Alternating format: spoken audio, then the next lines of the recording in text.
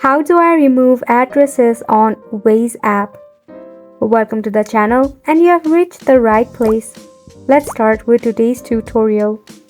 To remove your address on Waze app, you have to open up your Waze application first and foremost. At the bottom, you will see your home and work address. Press and hold onto the address that you want to remove. Select the option of Info. Right here, you'll find all of the saved address. Just tap on Saved, then tap on Remove. Then again, you can press and hold onto it, then tap on Remove Planned Drive. Tap on the three dot and select Remove. And simply like that, you'll be able to remove the addresses. Press and hold onto the application to head to App Info. Force stop it, then tap on Storage and Cache. This will remove any of the bug issue that is prohibiting you from conducting the step. Also open up your App Store or your Play Store and search for Waze.